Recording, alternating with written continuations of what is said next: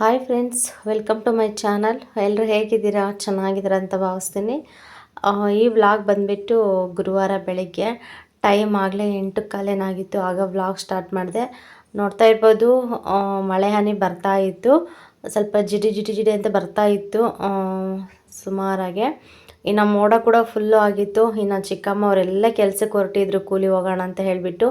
ಇನ್ನು ಮಳೆ ಸ್ವಲ್ಪ ಜೋರಾಗೆ ಇಟ್ಕೊಳ್ಳೋದ್ರಿಂದ ಅವರು ಕೂಡ ರಜೆ ಹಾಕ್ಬಿಟ್ರು ಇವತ್ತು. ಇನ್ನು ಬಟ್ಟೆ ಕೂಡ ನೋಡ್ತಾ ಇರ್ಬೋದು, ಬಟ್ಟೆ ಕೂಡ ಆರಿರಲಿಲ್ಲ.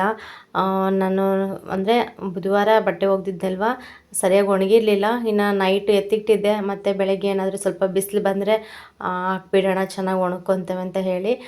ಬೆಳಗ್ಗೆ ಎದ್ದು ನೋಡಿದ್ರೆ ಫುಲ್ಲು ಮೋಡದ ಥರ, ಮತ್ತು ಮಳೆ ಕೂಡ ಸ್ಟಾರ್ಟ್ ಆಯಿತು ಸ್ವಲ್ಪ ಲೈಟಾಗಿ.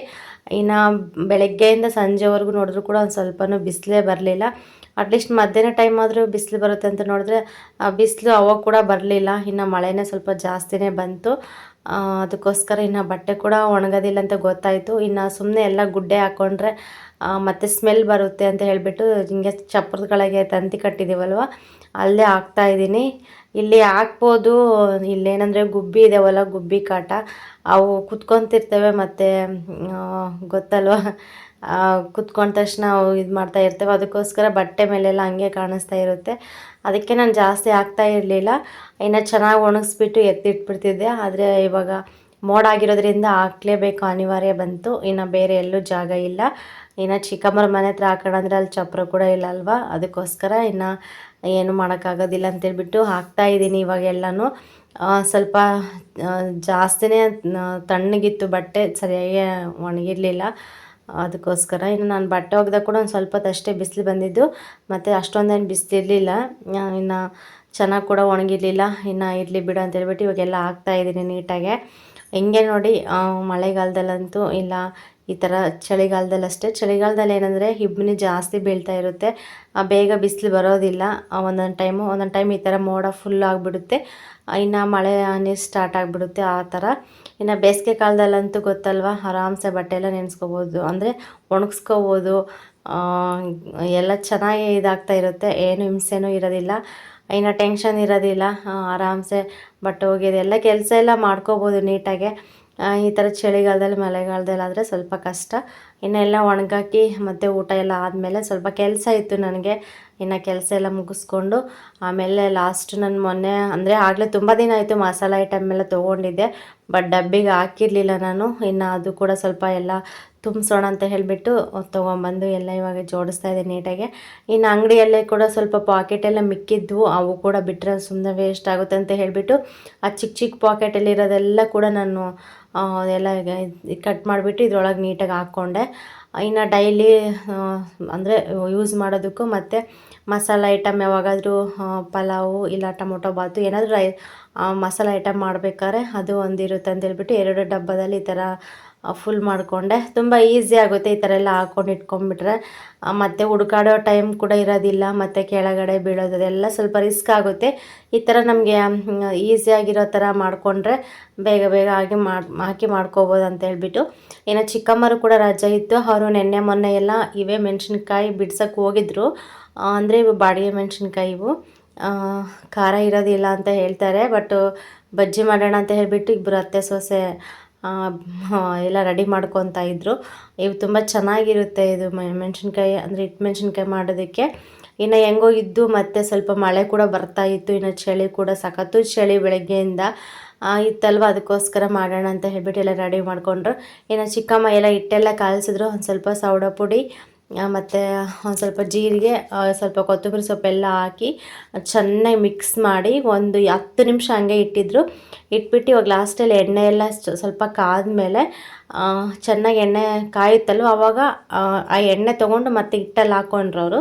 ಹಿಟ್ಟಲ್ಲಿ ಹಾಕ್ಕೊಂಬಿಟ್ಟು ಮತ್ತು ಇನ್ನೊಂದ್ಸತಿ ಎಲ್ಲ ಮಿಕ್ಸ್ ಮಾಡಿಕೊಂಡು ನೀಟಾಗೆ ಇವಾಗ ಬಜ್ಜಿ ಹಾಕೋಕ್ಕೆ ಎಣ್ಣೆ ಇಟ್ಕೊಂಡಿದ್ದಾರೆ.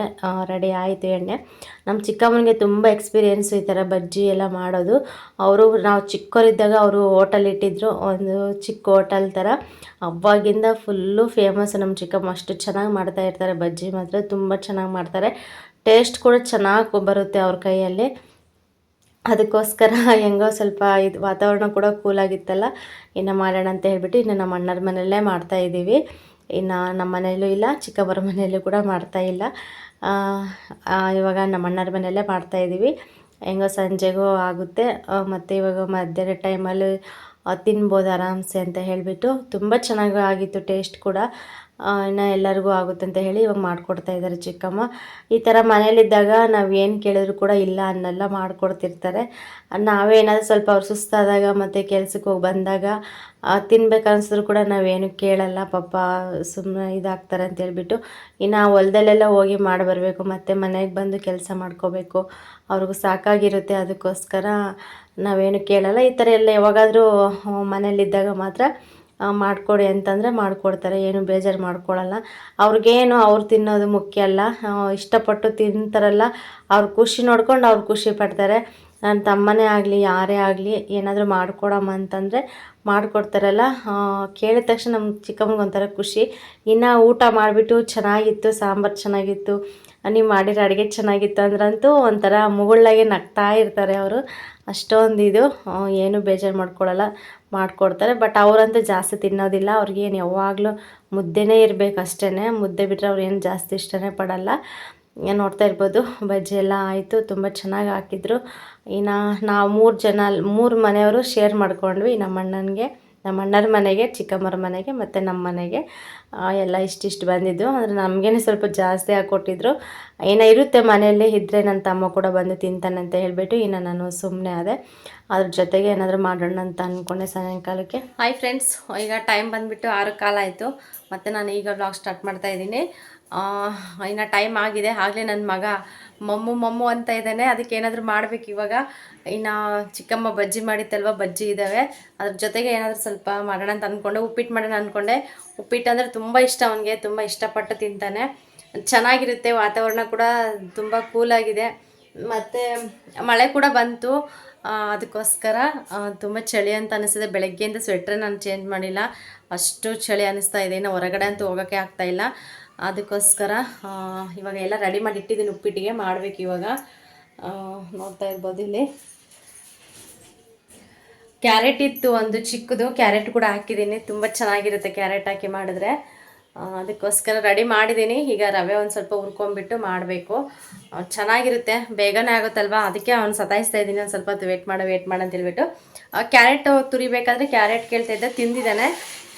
ಕ್ಯಾರೆಟ್ ಕೂಡ ಕೊಟ್ಟಿದ್ದೀನಿ, ಕ್ಯಾರೆಟ್ ಕೂಡ ಇಷ್ಟಪಟ್ಟು ತಿಂದ.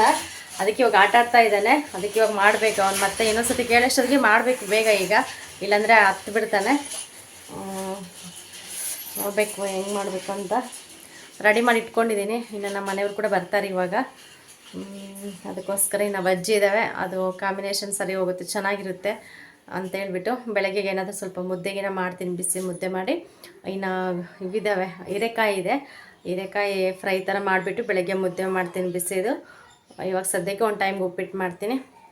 ಹಾಗೆ ವಿಡಿಯೋ ನೋಡಿ ಸಪೋರ್ಟ್ ಮಾಡಿ ಫ್ರೆಂಡ್ಸ್, ನಿಮ್ಮ ಸಪೋರ್ಟ್ ತುಂಬ ಮುಖ್ಯ ಆಗಿದೆ ನನಗೆ. ಇವಾಗ ನಂದು ವಾಚಿಂಗ್ ಅವರು ಕಂಪ್ಲೀಟ್ ಆಗಿದೆ, 4000 ಗಂಟೆ ಕ್ಲಿಯರ್ ಆಗಿದೆ. ಇವಾಗ ಬಂದುಬಿಟ್ಟು 1000 ಜನ ಸಬ್ಸ್ಕ್ರೈಬ್ ಬೇಕೀಗ, ಫಸ್ಟ್ನೇ ಅಂತ ತಲುಪಬೇಕು ಅಂದರೆ. ಇದಾಗಲಿಲ್ಲ ಅಂತಂದರೆ ಚಾನಲ್ ಓದಂಗೆ ನಂದು. ಅದಕ್ಕೋಸ್ಕರ ಇನ್ನು ಸಬ್ಸ್ಕ್ರೈಬೇ ಆಗ್ತಾಯಿಲ್ಲ. ಅಟ್ಲೀಸ್ಟ್ ಒಂದು ವೀಡಿಯೋಗೆ ಇಷ್ಟು ದಿನ 1-2-3 ಜನನಾದರೂ ಸಬ್ಸ್ಕ್ರೈಬ್ ಮಾಡ್ಕೊತಾಯಿದ್ರು. ಬಟ್ ಇತ್ತೀಚೆಗಂತೂ ಒಬ್ಬ ಸಬ್ಸ್ಕ್ರೈಬ್ ಕೂಡ ಆಗ್ತಾಯಿಲ್ಲ. ಅದಕ್ಕೆ ಸ್ವಲ್ಪ ಬೇಜಾರಾಗ್ತಾ ಇದೆ ನನಗೆ, ಎಲ್ಲಿ ಚಾನಲ್ ಇದಾಗುತ್ತೆ ಅಂತ ಹೇಳ್ಬಿಟ್ಟು. ಅದಕ್ಕೋಸ್ಕರ ದಯವಿಟ್ಟು ಆದಷ್ಟು ನಿಮ್ಮ ಫ್ರೆಂಡ್ಸ್ಗೆ, ನಿಮ್ಮ ಫ್ಯಾಮಿಲಿಗೆ ಶೇರ್ ಮಾಡಿ. ಲಿಂಕ್ ಇರುತ್ತಲ್ವ, ಲಿಂಕ್ ಶೇರ್ ಮಾಡಿದ್ರೆ ಅವ್ರಿಗೆ ಅದು ಲಿಂಕ್ ಹೋಗುತ್ತೆ. ಹೆಂಗೆ ಅವರು ಓಕೆ ಮಾಡಿಕೊಂಡು ಸಬ್ಸ್ಕ್ರೈಬ್ ಮಾಡಿಕೊಂಡ್ರೆ ನನಗೆ ತುಂಬ ಹೆಲ್ಪ್ ಆಗುತ್ತೆ. ಈ ಫಸ್ಟ್ ಸ್ಟೇಜ್ ನಾನು ದಾಟಿಲ್ಲ ಅಂದರೆ ಮತ್ತೆ ಚಾನಲ್ ಎಷ್ಟು 1 ವರ್ಷ ಮಾಡೋದಕ್ಕೂ ಕೂಡ ತುಂಬ ವೇಸ್ಟ್ ಆಗಿಬಿಡುತ್ತೆ. ಅದಕ್ಕೋಸ್ಕರ ನಾನು ಏನೇನು ಅಂದ್ಕೊಂಡಿದ್ದೀನಿ, ಅಟ್ಲೀಸ್ಟು ನನಗೆ ಹೆಲ್ಪ್ ಆಗುತ್ತೆ ಇದು ಅಂತೇಳ್ಬಿಟ್ಟು. ಇನ್ನೂ 1 ವರ್ಷ ಕಷ್ಟಪಡಬೇಕು ನಾನು, ಅಷ್ಟು ಸುಲಭವಾಗಿ ಯಾವುದೂ ಆಗಲ್ಲ ಇದರಲ್ಲಿ. ಹಾಗಾಗಿ ಆದಷ್ಟು ಸಬ್ಸ್ಕ್ರೈಬ್ ಮಾಡ್ಕೊಳ್ಳಿ, ಮತ್ತು ನನ್ನ ಚಾನಲ್ ಶೇರ್ ಮಾಡಿ ಅಂತ ಕೇಳ್ಕೊಳ್ತೀನಿ. ಬನ್ನಿ ನೋಡೋಣ, ಉಪ್ಪಿಟ್ಟು ಮಾಡ್ತೀನಿ ಇವಾಗ ಸ್ವಲ್ಪ ಬಿಸಿದು. ಇನ್ನು ಎಲ್ಲರೂ ಮಾಡ್ತಾರೆ ಉಪ್ಪಿಟ್ಟು, ಇನ್ನೇನು ನಾನು ಜಾಸ್ತಿ ಶೇರ್ ಮಾಡ್ಕೊಳಕ್ಕೆ ಹೋಗಲ್ಲ, ಸಿಂಪಲಾಗಿ ತೋರಿಸ್ತೀನಿ ಅಷ್ಟೇ. ಬನ್ನಿ ನೋಡೋಣ. ಇನ್ನು ಉಪ್ಪಿಟ್ಟು ಬಂದುಬಿಟ್ಟು ಸ್ವಲ್ಪ ಲೇಟಾಗೇ ಮಾಡಿದೆ. ಇನ್ನು ನನ್ನ ಮಗ ಅಷ್ಟರಲ್ಲಿ ಸ್ವಲ್ಪ ಸುಮ್ಮನೆ ಆದ. ಮತ್ತು ಚಿಕ್ಕಮ್ಮರ ಮನೆ ಹತ್ರ ಹೋಗ್ಬಿಟ್ಟು ಅವರು ಮಂಡಕ್ಕಿ ಉಸ್ಲಿ ಮಾಡಿದರು. ಅಲ್ಲಿ ಕರ್ಕೊಂಡೋಗಿ ಚಿಕ್ಕಮ್ಮ ತಿನ್ನಿಸ್ಕೊಬಂತು. ಇನ್ನು ಅವನು ಸ್ವಲ್ಪ ಚೆನ್ನಾಗಿ ಆಟಾಡ್ಕೊಂಡ. ಇನ್ನು ನಮ್ಮ ಮನೆಯವ್ರು ಬರೋದೊಂದು ಸ್ವಲ್ಪ ಲೇಟ್ ಆಯಿತು. ಅದಕ್ಕೋಸ್ಕರ ಮತ್ತೆ ಸ್ವಲ್ಪ ಉಪ್ಪಿಟ್ಟು ಅಂತೀವಲ್ಲ, ಸ್ವಲ್ಪ ತಣ್ಣಗಾದ್ರೆ ಅಷ್ಟೊಂದು ಇದಿರಲ್ಲ. ಸ್ವಲ್ಪ ಅವ್ರು ಬರೋಷ್ಟೊತ್ತಿಗೆ ಮಾಡಿದ್ರೆ ಬಂದ ತಕ್ಷಣ ತಿಂತಾರೆ ಅಂತ ಹೇಳ್ಬಿಟ್ಟು ಸ್ವಲ್ಪ ಬಿಸಿ ಬಿಸಿ ಇರುತ್ತೆ ಅಂತ ಹೇಳಿ ಮತ್ತು ನಾನು ಸ್ವಲ್ಪ ಲೇಟಾಗೆ ನಾನು ಸ್ಟಾರ್ಟ್ ಮಾಡಿಕೊಂಡೆ. ಏನಿಲ್ಲ, ಸಿಂಪಲಾಗೆ ಮಾಡ್ತಾರಲ್ಲ ಉಪ್ಪಿಟ್ಟು ಅದೇ ಥರ ಅಷ್ಟೇ. ನಾನು ರವೆ ಎಲ್ಲ ಸ್ವಲ್ಪ ನೀಟಾಗಿ ಹುರ್ಕೊಳ್ತೀನಿ. ಸ್ವಲ್ಪ ಕಲರ್ ಚೇಂಜ್ ಆಗೋ ಥರ ಫುಲ್ಲು ಸಿಮ್ಮಲ್ಲಿ ಇಟ್ಬಿಟ್ಟು ಹುರಿಬೇಕು. ಚೆನ್ನಾಗಿ ಇರುತ್ತೆ ರವೆ ಆ ಥರ ಹುರಿದ್ರೆ. ಇನ್ನು ಹುರಿದ್ಬಿಟ್ಟು ಫಸ್ಟ್ಗೆ ಎಲ್ಲ ಕಟ್ ಮಾಡಿ ಇಟ್ಕೊಂಡಿದ್ದೆ ಮುಂಚೆನೇ. ಇವಾಗೆಲ್ಲ ಜೋಡಿಸ್ಕೊಂಡು ಇವಾಗ ಉಪ್ಪಿಟ್ಟು ಎಲ್ಲ ಮಾಡ್ತಾಯಿದ್ದೀನಿ. ತುಂಬ ಚೆನ್ನಾಗಿರುತ್ತೆ ಉಪ್ಪಿಟ್ಟು ಕೂಡ. ಇನ್ನು ನಮ್ಮ ಮನೆಯವ್ರು ಬಂದುಬಿಟ್ಟು ದುರ್ಗಕ್ಕೆ ಹೋಗಿದ್ದರು, ಅಂದರೆ ಅತ್ತೆ ಮಾವನ ಹತ್ರ ಹೋಗಿದ್ದರು. ಬೆಳಗ್ಗೆ ಅಷ್ಟೊತ್ತಿಗೆ ಅವರು ಹೋಗಿದ್ದರು. ನೋಡೋಣ ಇವತ್ತಾದರೂ ಆಪ್ರೇಷನ್ ಆಗುತ್ತೆ ಅಂತ ಹೇಳಿಬಿಟ್ಟು ಡಾಕ್ಟ್ರು ಬಂದುಬಿಟ್ಟು ನಾಳೆ ಕಂಪಲ್ಸರಿ ಎಷ್ಟೊತ್ತಿದ್ರು ಕೂಡ ನಾಳೆ ಮಿಸ್ ಮಾಡಲ್ಲ, ನಾಳೆ ಮಾಡ್ತೀವಿ ಅಂತ ಹೇಳಿದ್ರಂತೆ. ನಮ್ಮ ಬೆಳಗ್ಗೆನೇ ಆ ಥರ ಹೇಳಿದ ತಕ್ಷಣ ಫೋನ್ ಮಾಡಿದರು, ಬರ್ತೀನಿ ವಾಪಸ್ ಅಂತ ಹೇಳಿ. ಇನ್ನು ಅಲ್ಲೇ ಒಂದು ಸ್ವಲ್ಪ ಹೊತ್ತು ಇದ್ಬಿಟ್ಟು ಅತ್ತೆ ಮಾವನ ಜೊತೆ ಮತ್ತು ಸಾಯಂಕಾಲ ಹೊರಟಿದ್ದಾರೆ. ಅವ್ರು ಬರೋದು ಸ್ವಲ್ಪ ಲೇಟ್ ಆಯಿತು. ಇನ್ನು ಅದಕ್ಕೋಸ್ಕರ ಇದೇ ಥರನೇ ಸ್ವಲ್ಪ ರಜೆ ಬಂದುಬಿಟ್ರೆ, ಗೌರ್ಮೆಂಟ್ ರಜೆ ಏನಾದರೂ ಒಂದಿನ 2 ದಿನ ಬಂದುಬಿಟ್ರಂತೂ ಅವ್ರಿಗೂ ಕೆಲಸ ಇರುತ್ತೆ. ಅವರು ಡಾಕ್ಟರ್ಸು ಟೈಮ್ ಸರಿಯಾಗಿರೋದಿಲ್ಲ. ಮತ್ತು ಅವ್ರದ್ದು ಟೈಮಿಂಗ್ಸ್ ಕೂಡ ಚೇಂಜ್ ಇರುತ್ತೆ ಕೆಲವ್ರದ್ದು. ಆ ಥರ ಎಲ್ಲ ಇದಾಗಿಬಿಟ್ಟು ನಮಗೆ ಸ್ವಲ್ಪ ಲೇಟ್ ಆಯಿತು. ಇನ್ನು ಅಲ್ಲೇ ಅಡ್ಮಿಟ್ ಆಗಿಬಿಟ್ಟು ತುಂಬ 3-4 ದಿನ ಏನಾಯಿತು, ಅಲ್ಲೇ ಇದ್ದಾರೆ ಅತ್ತೆ ಮಾವ. ಅದೊಂದು ಕಡೆ ಬೇಜಾರು. ಇನ್ನು ಏನಾದರೂ ಮಾಡಿ ಕಳ್ಸೋಣ ಅಂದರೆ ಅತ್ತೆ ಅಂತೂ ಬೇಡವೇ ಬೇಡ ಅಂತ ಹೇಳ್ತಾ ಇದ್ದಾರೆ. ಅದು ಒಂದು ಸ್ವಲ್ಪ ಬೇಜಾರು. ಎಲ್ಲ ಮಿಕ್ಸ್ ಆಗಿಬಿಟ್ಟಿದೆ. ಇನ್ನೇನು ಮಾಡೋಕ್ಕಾಗಲ್ಲ. ನಾನು ಇಷ್ಟು ದಿನವೇ ಇದ್ದೀವಿ, ಇನ್ನೊಂದು 2 ದಿನ ನೋಡೋಣ ಅಂತ ಹೇಳಿಬಿಟ್ಟು ಸುಮ್ಮನೆ ಇನ್ನೇನಾದ್ವಿ. ಅದೇ ಶುಕ್ರವಾರ ಮಾಡ್ತೀವಿ ಮಿಸ್ ಮಾಡಲ್ಲ ಅಂತ ಹೇಳಿದ್ರಂತೆ. ನಮ್ಮ ಮನೆಯವ್ರು ಹೋಗ್ಬಿಟ್ಟು ಅಲ್ಲೆಲ್ಲ ಡಾಕ್ಟರ್ಗೆಲ್ಲ ಫೋನ್ ಮಾಡಿಸಿ ಎಲ್ಲ ತಿಳ್ಕೊಂಡು ಮತ್ತೆ ಬಂದರು ವಾಪಸ್ ಅವರು. ಇನ್ನು ಬೆಳಗ್ಗೆ ಅಷ್ಟೊತ್ತಿಗೆ ಹೋಗೋಣ ಅಂತ ಹೇಳಿ. ಇನ್ನು ಫೈನಲಿ ಉಪ್ಪಿಟ್ಟು ಕೂಡ ಆಯಿತು. ಸಿಂಪಲ್ಲಾಗೇ ನಾನು ಉಪ್ಪಿಟ್ಟಿಗೆ ಶೇಂಗಾ ಬೀಜ ಹಾಕ್ತೀನಿ, ಸ್ವಲ್ಪ ಜಾಸ್ತಿನೇ ಹಾಕ್ತೀನಿ. ತುಂಬ ಇಷ್ಟ ನನಗೆ ಉಪ್ಪಿಟ್ಟಲ್ಲಿ ಶೇಂಗಾ ಬೀಜ ಹಾಕಿದ್ರೆ ತಿನ್ನಬೇಕಾದ್ರೆ ಒಂಥರ ಚೆನ್ನಾಗಿರುತ್ತೆ ಟೇಸ್ಟ್. ಅದಕ್ಕೋಸ್ಕರ ಇನ್ನು ಕ್ಯಾರೆಟ್ ಕೂಡ ಇತ್ತು, ಕ್ಯಾರೆಟ್ ಕೂಡ ಈ ಥರ ಹಾಕಿದೆ. ಮತ್ತು ನನ್ನ ಮಗ ಕೂಡ ಹಸಿ ಕ್ಯಾರೆಟ್ ಕೂಡ ತುಂಬ ಇವಾಗ ಇತ್ತೀಚೆಗೆ ಚೆನ್ನಾಗಿ ತಿಂತಾನೆ. ಫಸ್ಟ್ಗೆ ತಿಂತಾ ಇರಲಿಲ್ಲ. ಅದಕ್ಕೋಸ್ಕರ ಅವ್ರು ತಿನ್ನಲಿ ಬಿಡಲಿ ಈ ಥರ ನಾವು ಏನಾದರೂ ಅಡುಗೆ ಮಾಡೋದ್ರಲ್ಲಿ ಈ ಥರ ವೆಜಿಟೇಬಲ್ ಎಲ್ಲ ಮಿಕ್ಸ್ ಮಾಡಿ ಇರೋದ್ರಲ್ಲೇ ಆಗಲಿ ಇದ್ದರೆ ಮಾತ್ರ ಮಿಕ್ಸ್ ಮಾಡಿ ಎಲ್ಲ ತರಕಾರಿ ಎಲ್ಲ ಹಾಕಿ ಮಾಡಿದ್ರೆ ತುಂಬ ಚೆನ್ನಾಗಿರುತ್ತೆ. ಅವ್ರಿಗೂ ಕೂಡ ಗೊತ್ತಾಗಲ್ಲ. ಅಟ್ಲೀಸ್ಟ್ ಒಂದು ಸ್ವಲ್ಪ ಪ್ರೋಟೀನ್ ಅಂಶನಾದರೂ ಮಕ್ಳಿಗೆ ಸೇರುತ್ತೆ ಅಂತ ಹೇಳಿಬಿಟ್ಟು ನಾನು ಆವಾಗ ಈ ಥರ ಮಾಡ್ತಾಯಿರ್ತೀನಿ. ಇನ್ನು ಉಪ್ಪಿಟ್ಟು ಕೂಡ ರೆಡಿ ಆಯಿತು. ಇನ್ನು ಅಷ್ಟರಲ್ಲಿ ನಮ್ಮ ಮನೆಯವರು ಕೂಡ ಬಂದರು. ಬಂದ ತಕ್ಷಣ ಅವರು ಫ್ರೆಶ್ ಅಪ್ ಆಗಿ ಒಂದು ಸ್ವಲ್ಪ ಹೊತ್ತು ಕೂತ್ಕೊಂಡು ಅವರು ಕೂಡ ತಿಂದರು. ಓಕೆ ಫ್ರೆಂಡ್ಸ್, ಈ ಚಿಕ್ಕ ವ್ಲಾಗ್ ಇಲ್ಲಿಗೆ ಎಂಡ್ ಮಾಡ್ತೀನಿ. ಪ್ಲೀಸ್ ಇಷ್ಟ ಆದರೆ ಲೈಕ್ ಮಾಡಿ, ಕಮೆಂಟ್ ಮಾಡಿ, ಶೇರ್ ಮಾಡಿ. ಹಾಗೆ ಯಾರಾದರೂ ಹೊಸ್ದಾಗಿ ನನ್ನ ಚಾನಲ್ ನೋಡೋರು ಪ್ಲೀಸ್ ಸಬ್ಸ್ಕ್ರೈಬ್ ಮಾಡ್ಕೊಂಡು ಚಾನಲ್ ನೋಡುತ್ತೆ ಕೇಳ್ಕೊಳ್ತಾ ಸಿಗೋಣ ನೆಕ್ಸ್ಟ್ ವೀಡಿಯೋದಲ್ಲಿ ಫ್ರೆಂಡ್ಸ್.